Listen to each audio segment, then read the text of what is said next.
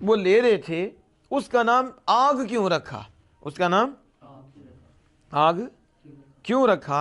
کہتے ہیں لِأَنَّهُ السَّبَبُ الْمُوصِلُ إِلَيْهَا يَوْمَ الْقِيَامَةِ، کیونکہ یہی سبب جو ہے، یہی قیامت کے دن انہیں آگ کی طرف پہنچانے والا ہوگا. کیا؟ اس لیے اس کا نام آگ، انجام تو وہی ہوگا نا، تو اس لیے اس کا نام کیا رکھا؟ وہ آگ بھرتے ہیں، یعنی قیامت کے دن یہ حقیر بدلہ لے کے جو حق کو چھپاتے تھے اور اسے بیچتے تھے، یہ قیامت کے دن یہی ان کا کام سبب بنے گا جو انہیں جہنم کی طرف لے کے جائے گا. کس کی طرف؟ اس لیے کہا کہ وہ اپنے پیٹوں میں آگ بھرتے ہیں. سمجھ آ گئی؟ اور غضباً علیہم پہ شاعر کہتے ہیں جو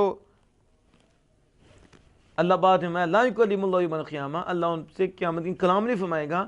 غضباً علیہم یعنی ان پر غصہ فرماتے ہوئے، ان پر کیا مطلب؟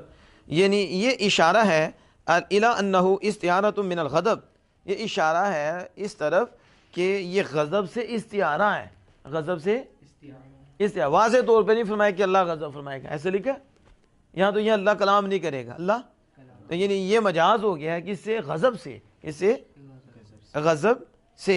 کیوں؟ لأن عادت ملوکی انہم یوردون عن المغضوب علیہم، کیونکہ بادشاہوں کی عادت ہوتی ہے کہ وہ جن پر غصہ کرتے ہیں نا، جن پر وہ ان سے اعراض کرتے ہیں، ان